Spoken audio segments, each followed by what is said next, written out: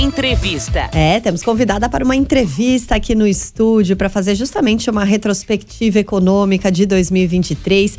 Marcela Kawati, economista da Lifetime Asset. Kawati ou Kawati? Eu sempre me confundo, Marcela. Kawauti. Nenhuma das opções. Nem o NDA, nenhuma das alternativas. É difícil. Kawauti. Kawauti.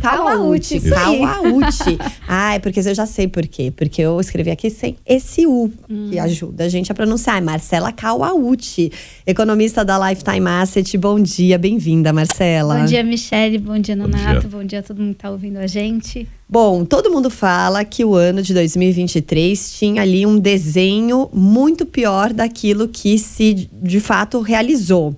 Na sua visão, isso aconteceu mesmo? E a que você atribui isso? E qual o principal feito econômico do ano, na sua visão? A gente começou o ano de 2023 com muita incerteza. Eu acho que o principal problema ali no começo do ano era o tanto de incerteza que a gente tinha.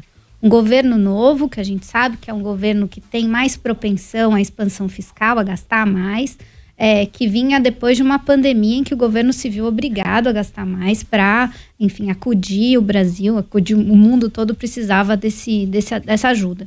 Então, acho que a incerteza era muito grande e, inclusive, com relação ao resultado de eleição, de que forma que isso ia se desenhar, e as coisas foram mais tranquilas do que o esperado. Então, a gente viu logo no começo do ano a aprovação do novo marco fiscal, que é um pouco pior do que o marco fiscal anterior, porque o governo agora é autorizado a gastar aumentar o gasto em termos reais, ou seja, a cada ano o governo consegue aumentar os seus gastos. Quando o marco anterior, ele mantinha os gastos reais estáveis.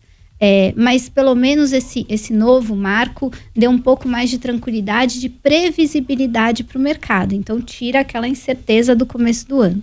Então foi aí que as coisas começaram, né? O mercado começou a se acalmar e aí a gente começou a ver o mundo também, que tinha muita incerteza, isso começar a diminuir. Nos Estados Unidos, a gente passou o ano de 2023 com aumento de taxa de juros. A inflação lá era fora de qualquer padrão para a economia americana, e aí o Banco Central de lá subiu os juros para tentar segurar isso, e existia também medo de que os Estados Unidos entrassem em recessão. Então imagina se a maior economia do mundo entra em recessão, que isso também não poderia gerar de contágio para a economia brasileira. Então também isso não aconteceu. Nos Estados Unidos houve uma desaceleração econômica, mas a gente diz que é um pouso suave. Ou seja, desacelerou, mas pousou com calma. Então, isso ajudou a segurar a inflação lá. E isso também foi muito importante para tirar as incertezas do radar. Então, essas duas questões foram muito importantes para que o ano fosse mais positivo. E aí, falando de Brasil, teve uma questão que foi bem importante, que foi o mercado de trabalho. Surpreendeu todos os economistas. Ninguém esperava que o mercado de trabalho fosse tão forte ao longo desse ano. A criação de vagas fosse tão forte, especialmente no setor de serviços. Então isso ajudou a segurar a economia brasileira também, que vinha sofrendo os efeitos de um ciclo de alta de juros. E aí, enfim, a gente também aqui teve um pouso também chamado suave, né? A economia brasileira está desacelerando nesse último semestre, mas de uma forma tranquila, que ajudou, como a gente ouviu agora, ajudou a segurar a inflação. Então, isso trouxe um ano muito positivo. O PIB, né, o crescimento da economia, no começo do ano se esperava cerca de 1% de crescimento. A gente vai fechar o ano com cerca de 3% de crescimento, que é um crescimento muito relevante para padrões brasileiros. Então, de fato, o ano foi muito bom. E aí o grande feito, eu acho, é a reforma tributária, né? Uma reforma que está sendo discutida há 30 anos no Congresso, finalmente passou, um pouco desidratada, mas é uma sinalização muito importante de diminuição do custo Brasil. É muito difícil declarar impostos no Brasil e essa reforma deve simplificar de alguma forma a questão tributária brasileira. Isso deve ser muito importante, ainda que os efeitos dela aconteçam só daqui a mais ou menos 10 anos. A sinalização agora é importante, mas por conta da transição o efeito demora um pouquinho. E a gente está tão mal acostumado, né, a ver políticas públicas e mudanças, assim, a médio e longo prazo. A gente sempre quer um efeito imediato, né, mas algumas tem que esperar um pouquinho. Não há o que fazer, é o caso da reforma tributária. Ô Marcelo, é daí que vem, por exemplo, esse, entre aspas, otimismo do mercado financeiro visto no Boletim Focus, divulgado ontem, porque, como você destacou, PIB a 2,92, né, quase 3%, não se falava disso do começo do ano, a inflação em 4,46, 4,5%, vai. Também se previa algo em torno de 6% no começo do ano, e para o ano que vem também há boas perspectivas. É nesse conjunto que você destacou aqui que justifica esse otimismo do mercado? É sim. Todo esse contexto econômico, né, de crescimento maior, teve um impacto interessante que ele veio com inflação mais baixa. Isso é muito importante, porque a gente veio em 2023 com um rescaldo da pandemia muito forte, especialmente no que diz respeito à inflação. Então, inflação de alimentos, inflação de commodities, que é petróleo, soja, grãos em geral, vinha também por conta da guerra na Ucrânia. Então, a gente vinha com uma inflação muito pressionada. Então, é importante que esse crescimento econômico tenha vindo com uma desaceleração da inflação. Agora, é claro, sempre tem alguns riscos, né? A inflação de serviços é aquela inflação que a gente fala que é uma inflação teimosa, resistente. Ela demora a ceder. A gente viu, por exemplo, passagens aéreas, agora o pessoal está pensando em viajar no final do ano. O crescimento, já desistiu. A inflação de passagens aéreas está em mais de 35%, enquanto a inflação no geral está 5%. Então, tem alguns riscos sim, mas é um otimismo importante. E tem um outro fator que a gente não falou no começo, que é a questão da balança comercial. A gente teve uma super safra ao longo do primeiro semestre do ano, então a agricultura brasileira produziu bastante, a gente conseguiu exportar muito. Isso faz com que a entrada de dólares no Brasil segure o que a gente chama de inflação importada, porque entra muito dólar e aí fica mais barato, o dólar acaba caindo e aí a gente consegue segurar também a inflação importada. Então, a entrada de dinheiro no Brasil, que a gente chama de investimento estrangeiro direto, também ajuda muito o nosso país. Então, de fato, foi um ano, não é um ano maravilhoso, mas dado que a gente esperava do começo do ano para agora, a gente pode dizer sim que 2023 foi um ano positivo. E aí fora que tem uma acomodação, né, Michele e Marcela, em relação ao conflito na Ucrânia, né? Porque primeiro que era uma novidade, você não sabia como é que ia lidar com aquilo.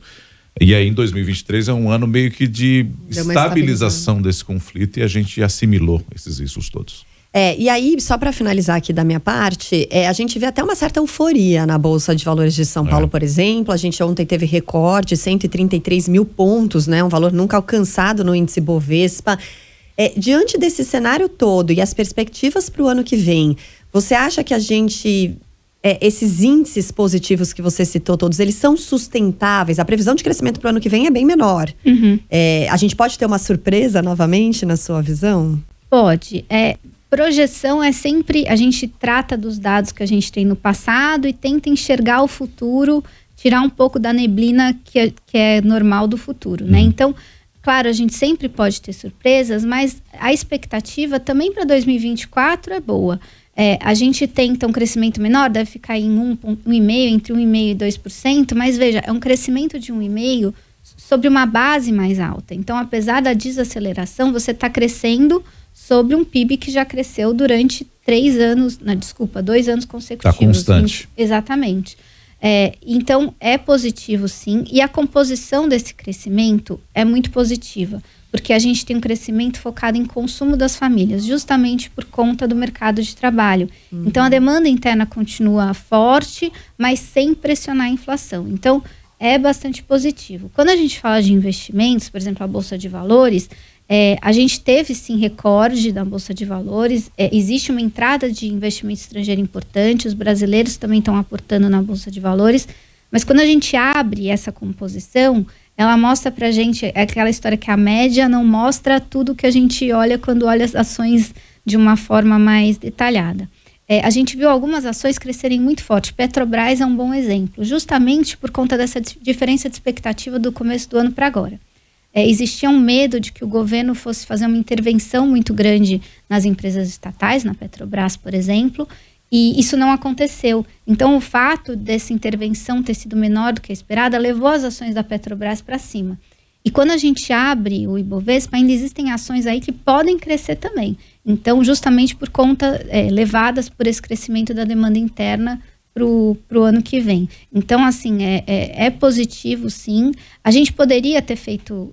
o Brasil poderia ter saído melhor ainda esse ano? Poderia. Por exemplo, ter uma reforma tributária menos desidratada, a gente poderia começar, por exemplo, uma reforma administrativa. Sempre existem os pontos a melhorar, mas ainda assim a gente enxerga, enfim, 2023 foi um bom ano para a economia, e 2024 também deve ser, apesar de alguns riscos aí, como geopolítico, por exemplo, que você citou. Inclusive no mercado de trabalho também manutenção de crescimento, né? É a expectativa, né? Sim, o mercado de trabalho ele já está chegando num ponto em que a criação de vagas foi muito grande ao longo de 2023, então em 2024 deve haver alguma acomodação, ou seja, a gente não vai ver nova criação de vagas, né, em grande montante, mas ainda assim isso não desacelera fortemente, isso é importante, então por isso que a gente chama de acomodação, né, em um patamar elevado.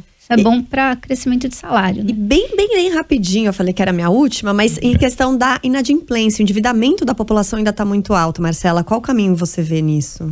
Os juros, a queda da Selic vai ajudar essa questão da inadimplência, e a gente tem visto os programas do governo para ajudar, né, o Desenrola, por exemplo, e por último a gente vê uma diminuição da alavancagem. Então, as famílias estão tomando menos crédito, o crédito diminuiu em 2023, na verdade cresceu menos em 2023 em relação aos anos anteriores. Isso deve sim ajudar a essa desalavancagem, ou seja, as famílias menos endividadas, isso acaba segurando a inadimplência. É um problema, tem também a questão de educação financeira no Brasil, que precisa melhorar, mas não é algo que a gente veja como um grande risco para consumo interno no ano que vem. Muito bem, Marcela Kawauchi, economista da Lifetime Asset, aqui com a gente fazendo essa retrospectiva econômica de 2023. Muito obrigada, bom fim de ano para você, Marcela. Muito obrigada, foi um fim de ano aí para todo mundo e bom 2024. Para nós. Vamos embora sim? Muito bom.